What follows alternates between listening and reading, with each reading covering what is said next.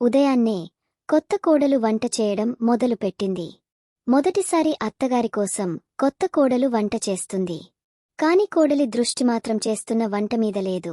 అప్పుడే ఆమెకి వచ్చిన మెసేజ్ను చూసుకుంటూ పరధ్యానంలో ఉంది. ఇంతలో కూర కింద మాడి పొగలే పైకి వచ్చాయి. అది చూసి కోడలు కంగారుపడుతూ ఉంటే అప్పుడే అక్కడికి వచ్చిన అత్తగారు అది అంత చూసి తన చేయిపైకి ఎత్తి కోడలు మీదకి వచ్చి, ఇది కూరనా? వంటకి మినిమం జాగ్రత్త కూడా ఉండదా నీకు? ఇలాంటివి మా ఇంట్లో ఎప్పుడూ కాలేదు. వంటంటే ఏమర్థం లేదే నీకు అని అరుస్తూ ఉంటే కోడలు తల వంచి నిలబడింది. ఆమె కన్నీళ్లు కళ్లలోనే ఆపుకుంటుంది. ఏ మాట బయటకు రావడం లేదు. తప్పు చేసింది తానే కాబట్టి ఆ కోపానికి ప్రతిస్పందించకుండా మౌనంగా నిలబడింది. అప్పుడే భర్త ఆఫీసు నుండి ఇంటికి చేరాడు. ఇంట్లో నిశ్శబ్దాన్ని గమనించి ఏం జరిగి ఉంటుందో ఊహిస్తాడు.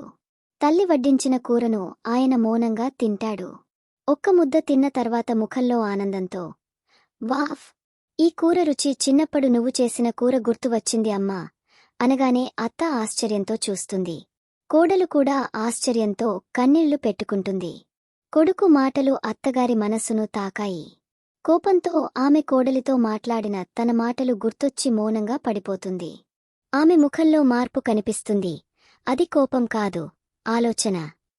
ఎవరైనా తప్పు చేశారు అంటే వెంటనే తిట్టకండి, ప్రేమగా నేర్పించండి. తప్పు చేసిన వారిని ప్రేమతో ఆదరిస్తే ఆ బంధం బలపడుతుంది. ప్రేమ ఉన్న చోట తప్పుకి స్థానం ఉండదు. ఇప్పటి అత్తలు అందరూ ఒకప్పటి కోడళ్లే.